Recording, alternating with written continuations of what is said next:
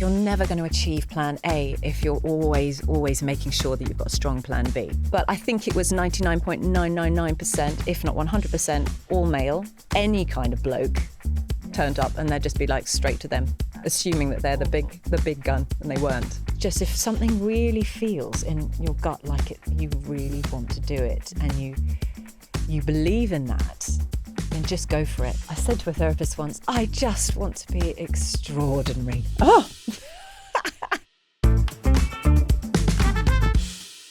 Hello and welcome to Finally Fabulous with me, Kate.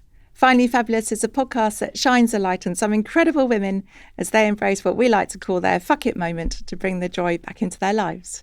Today, I'm absolutely thrilled to be joined by Helena. Hello, Helena. Welcome to Finally Fabulous. Hello. Thank you for having me. Very welcome. I've been really looking forward to this conversation because you have one of the most fascinating career journeys that we've had on the podcast so far. Oh. Yes. You're an actress turned wine expert, writer, broadcaster, entrepreneur and fellow podcaster. Yes. With some incredible guests on your podcast, Helena Sips, which people must also check out. You spent years challenging what people think about the wine industry and how it should look and really making it accessible to people, which is fantastic. And I also love how you're a fantastic advocate of women as well. So there's many reasons why we love you already. And underneath all of that, there's this real deep story about creativity, courage, imposter syndrome, having to make really bold and brave choices. And really learning to trust yourself enough to build a career. And it actually is a career that didn't really exist in how it is today before you created it. Right, yes. So welcome to the podcast. It's a privilege to have you with us today. It's really lovely to be here. And you make me sound quite good, like yes. I've achieved things. Well, that's because guess what? Yeah, you really have. You've achieved so much. And I know from talking to you previously that there's many more lives about to come in Helena Nicklin. I think this is just the start of a couple of lives that you've had already. I hope so. Yeah, yes. Definitely. So much to dive into. But before we do, I think it would be really nice just to know a little bit more about Helena herself. And, talk to us about, were you always creative? Like, were you a creative child? Did you enjoy storytelling? Give us a sense of what you're like. I'd never really thought about it, but actually thinking about it now, I definitely was. I was always wanting to be in the plays. I was always in the school plays. Never got the lead roles, though, which was upsetting. No, they missed out, frankly. Yeah, I think so. Yes, but I was always writing stories. I was writing plays. I was always making silly adverts with my dad's video camera with my friends in the loft. So, yeah, I was very creative looking back, but I never considered myself to be creative, funnily enough. Yeah, it's interesting. And so you always had this sense of performance, do you think? Yeah, from your friend's dad's loft? Yes, I always wanted to show off. Oh, yeah. Okay. Yeah, I just love playing lots of different characters. And I think because I was naturally quite a shy person, give me a script and I always felt I could be somebody else, and I had an excuse to be a bit more exuberant, I think. Okay. Yes, I found that really interesting. Yeah. That somebody was actually quite shy. If you can actually be someone else, then that's fine. You can become that person, but being yourself on stage would be like a different way of putting it. I think that a lot of actors are like that, actually. They are quite shy and insular, and they love a script because they have an excuse to shine and be somebody else. And did you feel that you were supported in your ambitions of growing up? Ooh, big question. Yeah. Short answer, with love, family, no. I loved all this stuff. I really, really wanted to be an actress. I really wanted to be somebody creative. It just wasn't an option. Okay. It wasn't understood, I think. I come from a very sort of black and white medical family. Everyone in my father's line were doctors and nurses. My mother was a nurse. My father was a GP. Wow. Her family were farmers. When she was growing up, she didn't have much choice. It was secretary or nurse, basically. Right. I think a lot of our parents had a similar choice to make. And so they never really understood what a creative career looked like. And so I was kind of told very clearly that all the stuff I loved was a hobby. Right. It's good to do. Passion on the side. Yes, it made me a nice rounded person. I can horse ride, I can ski, I can do all of these things.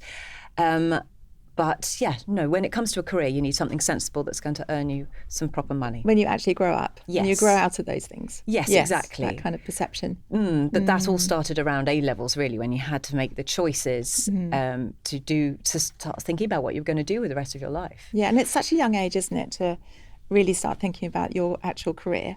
It really is. And when I was choosing A levels in the school I was at, there were only classic choices that you could choose from anyway. Exactly. There weren't any vocational subjects for us to go into, like media or anything like that would have been probably more suited to me, to be honest. And and even really in our 20s, it's such a young age to be making big decisions. And I was sandwiched between two very, very academic sisters, and yes, I always just felt like, I don't know, Kate in the middle, who wasn't necessarily going to go the academic route, and I actually didn't go to university. I actually went out to work.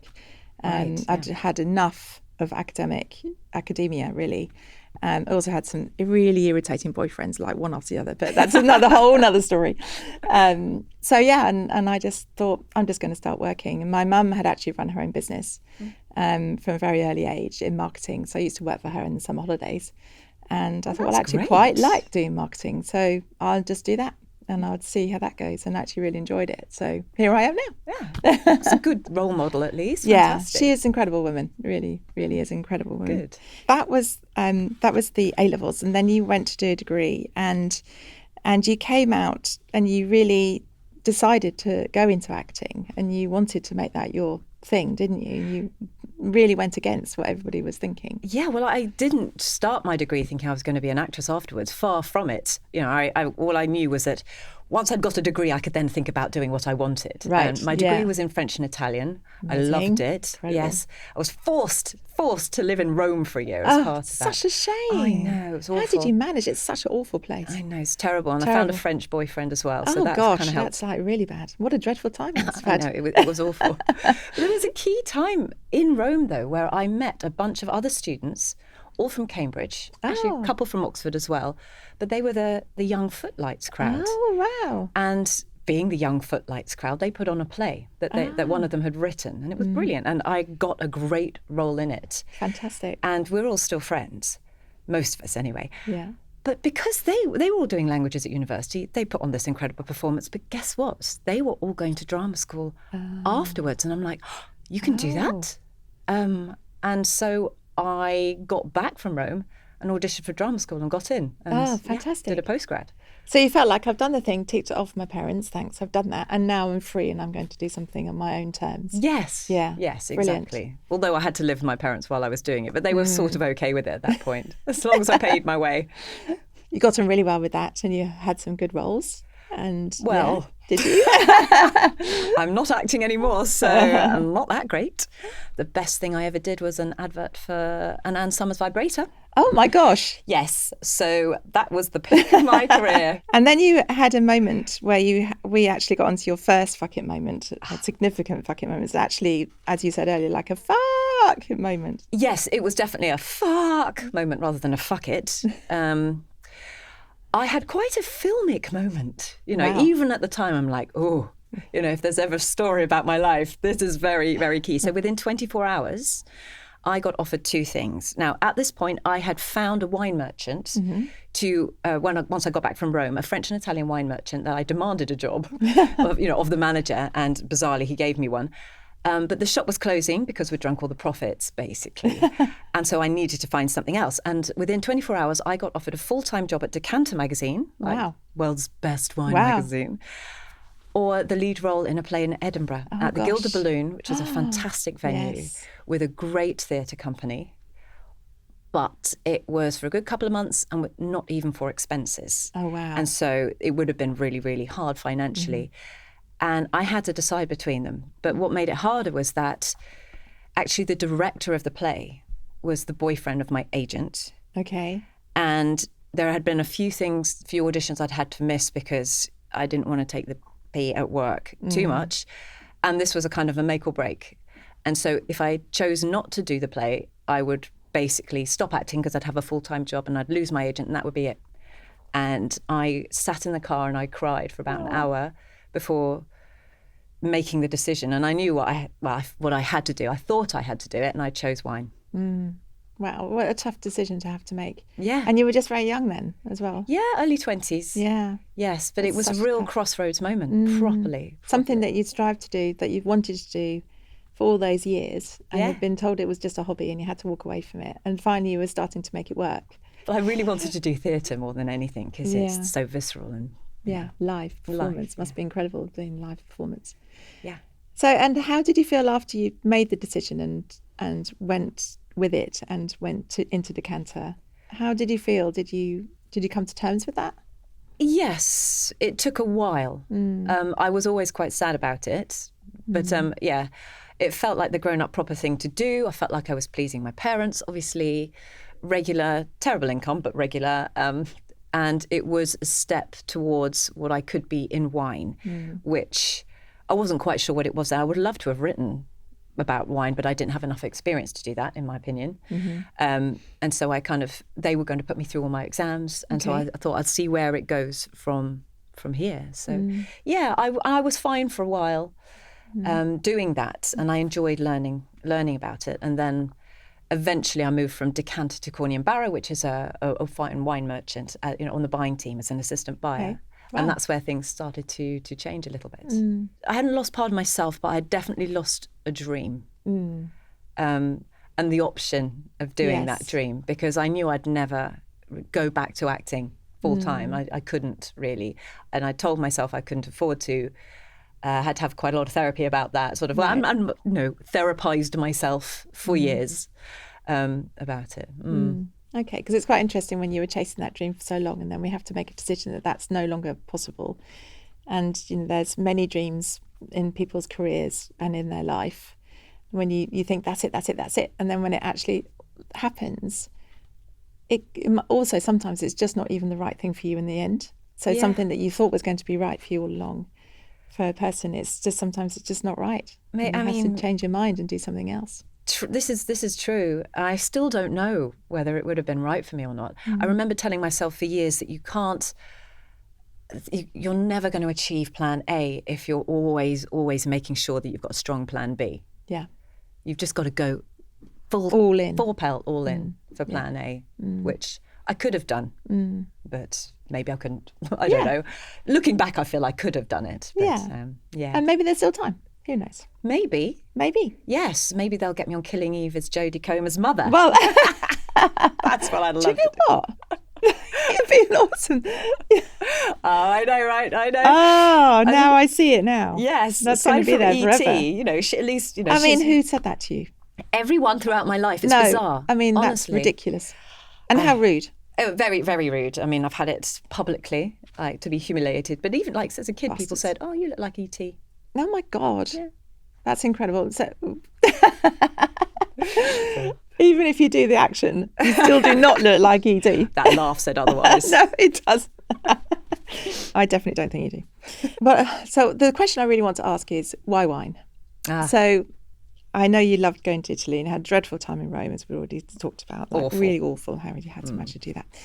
And you fell in love with wine there, did you? Is that where it all started? Yes, it was actually. Well, the seed was sown when I did a gap year in Australia. I was 19 years old and was friends with the teachers who were in their mid-40s, and they'd have wine nights. And I just thought, this is quite nice. So that was the seed was sown, but it started to grow really in Rome. I was living in Trastevere, awful place, cobbled streets, ivy-clad walls. And there was an enoteca there, a kind of a wine bar that had picky bits and drippy candles, no white tablecloths at all, lots of dark wood, smelt lovely, piano in the corner with an old guy playing it. I can just imagine it. And, we didn't have anything like that in London at the time. And just sort of walking in there, the smell of like cheese and wine and, and the clatter of conversation.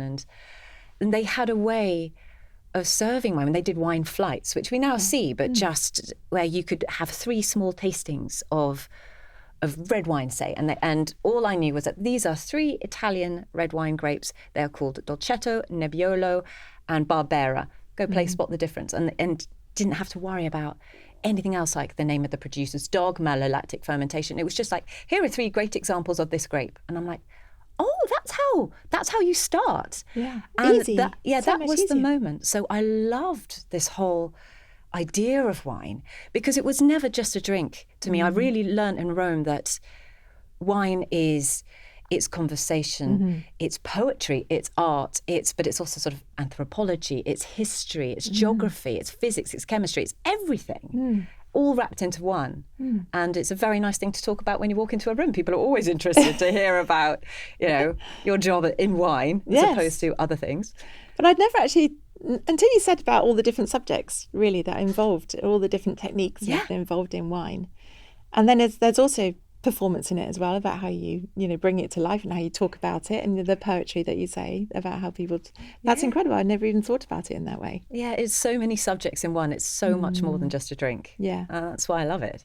And you didn't abandon your creativity because you never really gave up on performance. It's we like to say, because there's some fantastic creativity that you have brought back into your life. Now you're doing some writing and broadcasting and a bit of TV as well. And you've had some great success with all of those along the way. Thank you. So tell us about a couple of those. Yes. Well, I mean, interestingly, there was like a moment when I was a wine merchant, which kind of made me think, maybe I think I know how to do this now. I think I know how to bring the creativity back. And that was when the team at the wine merchant said, does anyone in the buying team want to write a wine course for the people behind the scenes? And I'd spent a few years in wine at this point, in the wine shop at Decanter and as a buyer, going to all these tastings and thinking, why are people talking about wine in this order, in this way? It doesn't make any sense. And you've taken this gorgeous subject and made it really dry and boring, and you just see people's eyes glaze over as you talk about facts. No. And so I had this sort of inkling that I could do it better or in a different way. And so I put my hand up when they said, who wants to write the course? And I was like, me. Good. And to cut a long story short, I did it my way, which is quite different. In fact, I've never seen anyone teach wine the way I teach it. No, I haven't either. Yeah. Oh, good. Yeah. Phew. But the response was so incredible that I went back home. I'd just met my husband, actually, at that point. We weren't married yet. And I just had a real kind of come to Jesus moment of, this is I really like this, but I don't know where to take this in the work. And he went, fuck it, leave. I'll support you for a bit. Fantastic. Learn to hone your craft. Oh, brilliant. Yeah. And that's, when we talk about, there's lots of things actually ask you questions around that, because we talk about the importance of our tribe and having people around us. Yes. And your partner at the time, now your husband, has obviously been incremental in your journey. Yes, good point. In fact, he has been the biggest support through it. Oh, I might cry. Oh, dear.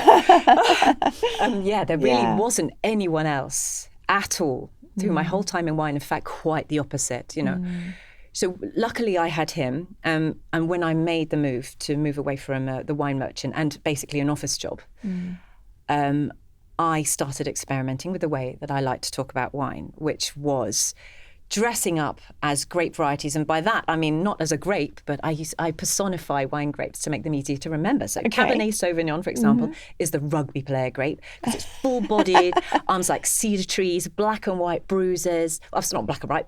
Blackcurrant, purpley bruises. Imagine him holding a blackcurrant with a mint leaf here because it's full-bodied, like cedar scented, blackcurrant minty. That's how you remember. Fantastic. Yes, and so I would dress up as these characters. I love that. Yeah, and I put it on brilliant. YouTube before Instagram existed, even before Twitter existed, actually. And I just kind of experimented with a little channel. I called myself Winebird. Yeah. All one word, not the wine bird, Winebird. Because I wanted to, because I knew that approach appealed to me when I was doing my wine studies, because I've done the WSET diploma, which is it's like a degree in booze. Okay. Again, degree in booze. Yeah, Fantastic. terrible time studying that. But I would paint pictures, bad ones, to remember things. And that's how I remembered what the grapes were like. And I'd draw whole tableaus to remind myself about all the little intricate details about certain wine regions. And I knew that I wouldn't be the only person who'd respond better to storytelling and colour and personalities than dry facts. So I've always known that it works. But I put this out in the world and then got totally shot down by the wine trade because there was no tribe there for me. No tribe. No tribe at all. Quite the opposite, as I said. It's just, I was just slated. I mean, absolutely horrific. Yeah. Proper trolling before we knew what trolling was. That's awful. Yes, there was a certain wine man, Tom Canavan, actually, I don't mind naming him now. Good. Had a forum called Wine was Pages. his name? Tom Canavan. Yeah, let's say that again.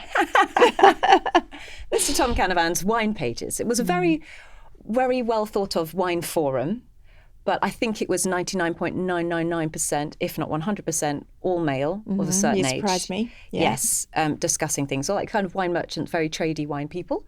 And that was my experience of the wine trade at the time. There are very few women in it that were obvious to me anyway. Someone found one of my videos, put them on the forum and said, is this the new Gary Vaynerchuk of wine? He was an American sort of wine communicating. Discuss. And oh my God, what followed was pages and pages and pages of vitriol. People really horrible. Angry. Like, I wouldn't want to go on a date with her. It was all about what I looked like. That's so awful. I know. My delivery, not my content, but just the delivery and like the way it looked, and oh my goodness, nothing to do with what I was trying to achieve. That's absolutely appalling. Yeah. And you poor thing to go through that as well, and on your own, like you say, not supported by any other women in the community at that time that you knew about. No, because there weren't any. There weren't any visually. We had Jantis Robinson, but she's wine Jesus. She still is. She's untouchable. And wasn't around. Right. There really wasn't anyone else I could see or that I knew that I could even talk about it. There was no such thing as a wine tribe. Well, there was, but it wasn't for a young woman. Right. Yeah. Yeah. And we talk about imposter syndrome quite often on the podcast. And that is off the scale. Yeah. Imposter syndrome. I mean, there's, not walking into a room and being the only woman in the room. That happens often. You're having to make your work harder to prove yourself, and not to be emotional and all the things that you get pulled up on because you're a woman, which is bad enough. But this is off the scale, and I'm so sorry that you went through that. Oh, thank you. I mean, yeah, you're right. It's much better now. But when we were growing up, it was just it was awful. But I wanted to be a wine buyer for a while because you could be really useful. You're like the man from Del Monte. Do you remember that advert? Yes, yeah. If the man from Del Monte says yes, then basically it's made everyone's career. And I wanted to be that person. I was desperate for love, middle child. I absolutely know that. Yes, and I for a while I could have been that person because I was an assistant wine buyer for a very prestigious wine merchant. But I'd be at tastings. People would just assume I don't know, that I was there for fun or something, and even though they were desperate for an agent, and I could have been their agent, any kind of bloke turned up, and they'd just be like straight to them, assuming that they're the big gun, and they weren't. And we just hear about it so often. Yeah, and we hear about one of our guests, one of my friends, is a CEO of a Thames Valley Air Ambulance, and she is fantastic at what she does, and also she's very open about what she does and all the social media, and yet when she still turns up at board meetings, they look to her number two. Oh, God. And he goes, well, you can ask me that question, but why don't you ask the boss, and she'll actually give you the answer. Right. Yeah. So she is surrounded by fantastic allies, but it's like, how long is it going to take for things to actually start changing? There's a lot of unconscious bias. I've been guilty of it myself though. Because the way I've been brought up, sometimes I've made some terrible faux pas. Certainly at the beginning of my journey as well. When someone remember when I had just met my husband and I was going through all of this as well. Someone in a restaurant said, I'll send the sommelier over, and this young girl turned up, and she's like, hey, can I help you? I'm just waiting for the sommelier. What the hell? That was me as well. So we still have to learn. Yeah, yes. Well, we all make mistakes. We all do that. And you're not alone in making that happen and doing that either. I mean, I guess I'd not really seen a female sommelier ever. No, that's probably why. You probably were shocked. Yes. I mean, that's the thing. And then you probably went, oh, great. Oh, no, I did. And oh, my goodness, I was grovelling. Yeah. But, I'm in marketing, and I had even blonder hair when I was younger. So it was like a blonde girl called Kate in marketing, and was like catastrophically bad for any perception. So you went through this awful trolling, and and you made the mistake of the sommelier, which you will never do again. Yeah. But let's draw you back to some of your creativity that you've put into place now, and your writing that you're doing, which I know you absolutely love. I am happiest when I'm at my desk writing a novel that may or may never be seen. It will be seen. With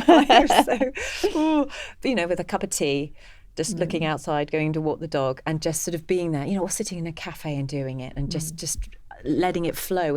When it feels like it comes out of your fingers, and it's not. It's like bypassing your brain. That's my favourite thing in the world. And fictional novels. That's totally fictional. I started a bottle of absinthe. Hang on, this sounds wrong.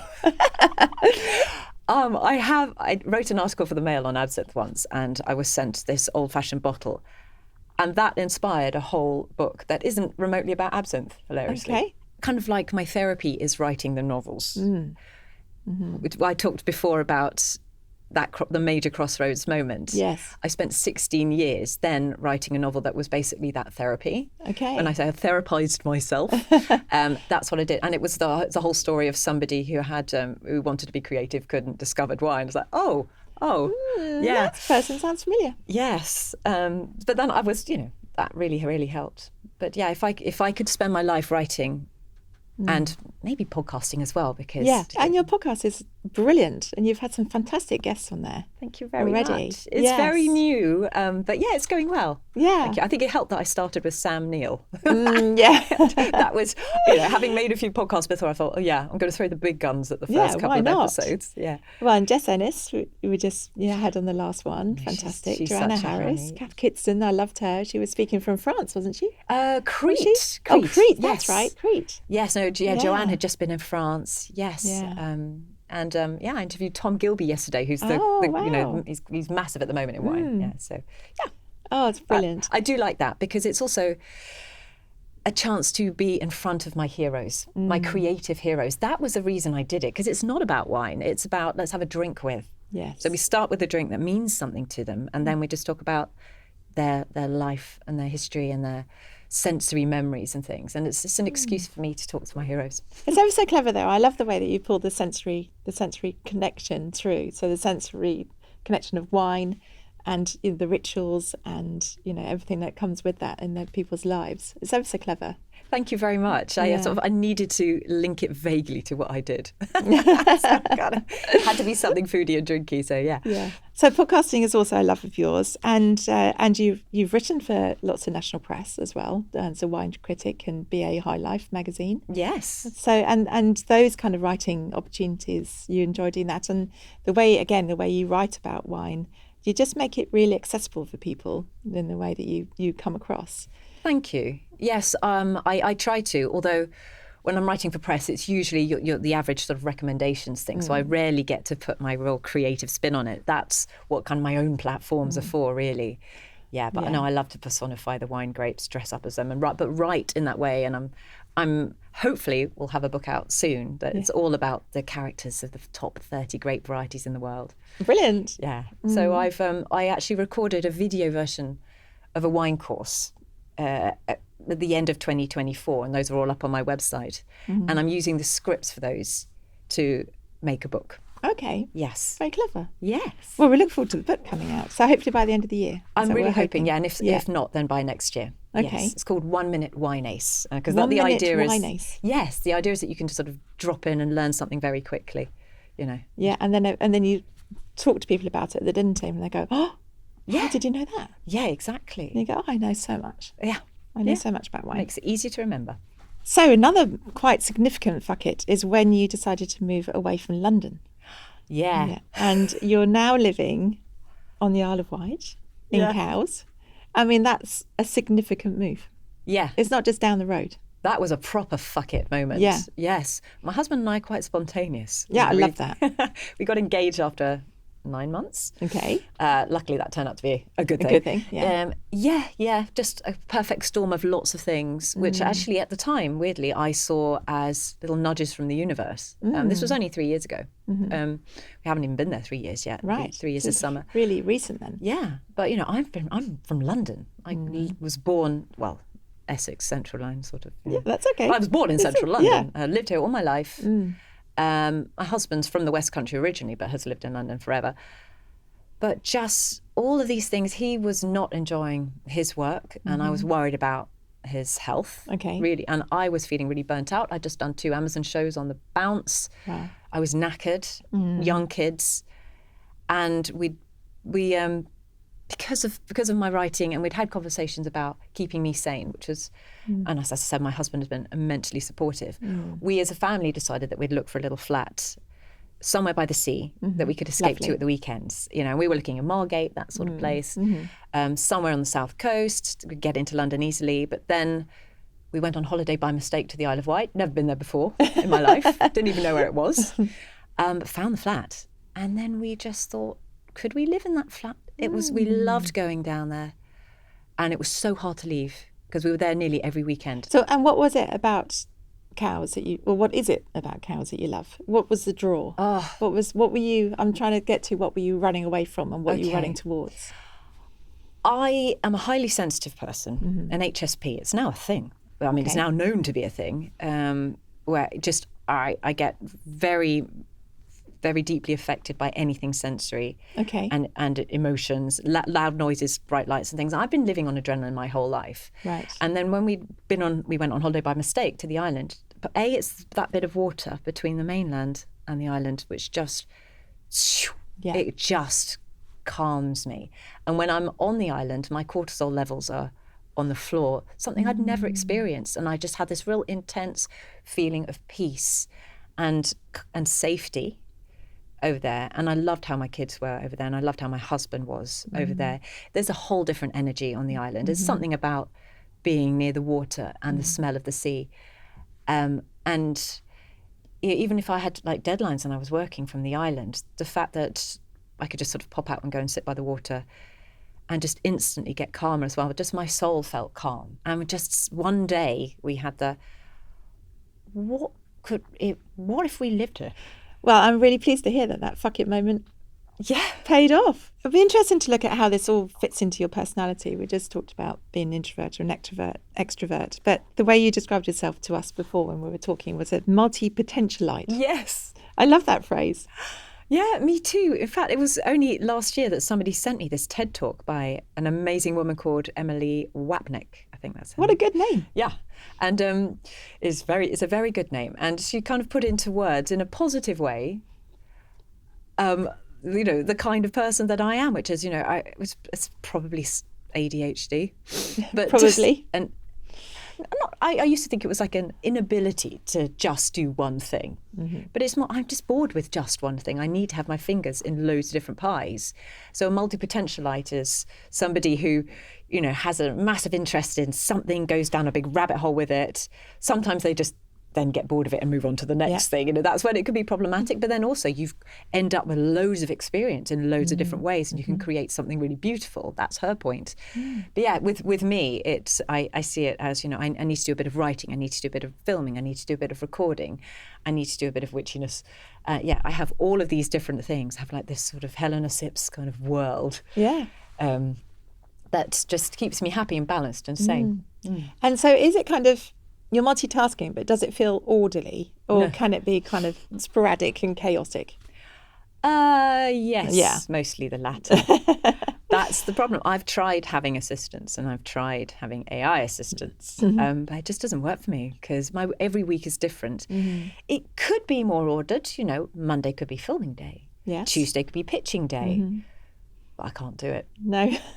No. My business means that I work for clients on certain days. But apart from that, it is quite sporadic. And I don't tend to write things down.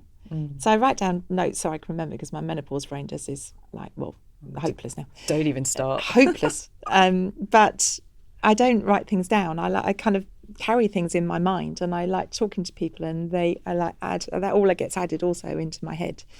And I just create my ideas and where I'm going to go next, all in my head. Wow. And I just don't literally write it down. Then I talk to people. So I talk to people instead of writing it down. I actually talk it out. Oh, that's good. Mind you, I'm not sure it helps writing it down, because I'm very good at writing things down in a million different documents. Yeah. They're online somewhere. Don't know where any of them are. I'll never look at them again.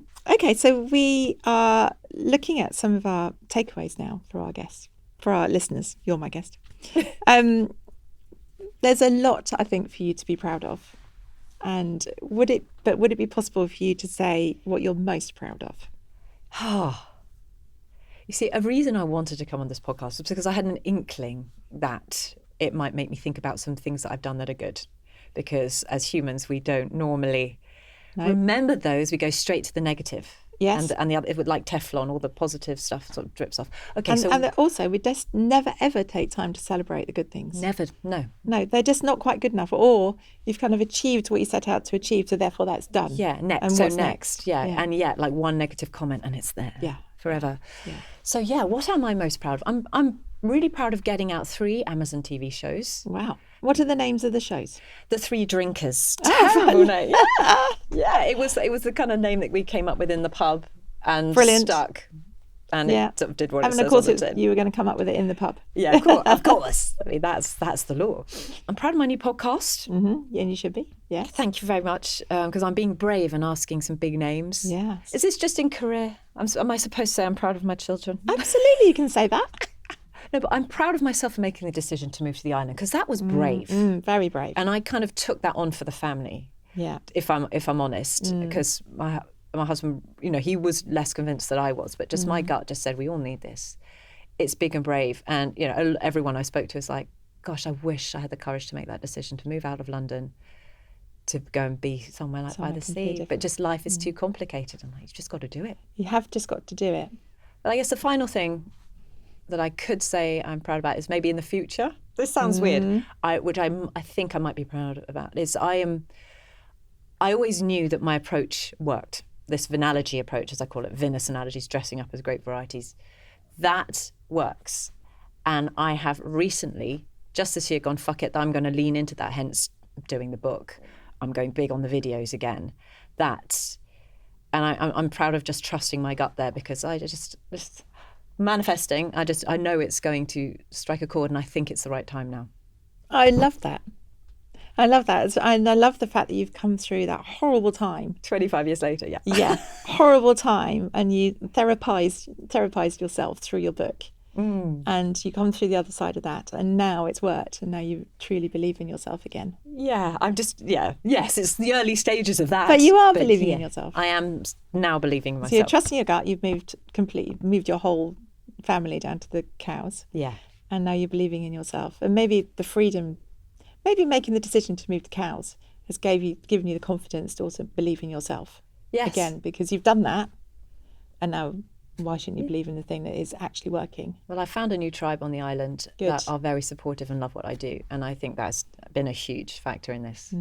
Yeah. And what about women in wine? Do you have a tribe? There is a Women in Wine group now. There's a WhatsApp chat. But to be fair, most of them are kind of London-based. They're a bit younger. And they're all kind of at a similar place in their career, similar time in their career. But just recently, I am rediscovering the women that were always there in wine, but I didn't know really, who were my age and a bit older, and really senior and really in what they do, and we're getting on really well. I've got a brand new tribe of older ladies. That's fantastic. I shouldn't call them older ladies, just in their priestess era. Yeah, and this is very new, and I'm very excited about, and I feel deeply supported. Oh, that's really good to hear. What advice would you give to your younger self? Oh man, I mean, which younger self are we going to choose? Which one? Yeah, there's so many. Yeah, well, I guess it's kind of the same for every stage. For the young girl wanting to write books and be on stage when I was at school, to the young actress. I think it is just, if something really feels in your gut like it, you really want to do it, and you believe in that, then just go for it. And don't have the plan B. No. You're never going to get to plan A without, if you spend your life planning plan B, just go for it. Trust yourself, back yourself. Because if you think that there's something there that would interest you for the rest of your life, chances are it will be the same for other people. And everyone loves a passionate person, don't they? Yeah, they do. Yeah. I think that's really good advice. And I've experienced this right now doing the podcast, because I was like, I'd really like to do that. And a couple of my girlfriends were actually, why don't you just set up a podcast? And I was like, brilliant. I'm going to do that. If I'd had my time again, I would have had a go at being a radio DJ. And I would have loved doing that. And so this is, kind of the same. Yeah, it absolutely is. It's the grown-up version, isn't it? Yeah.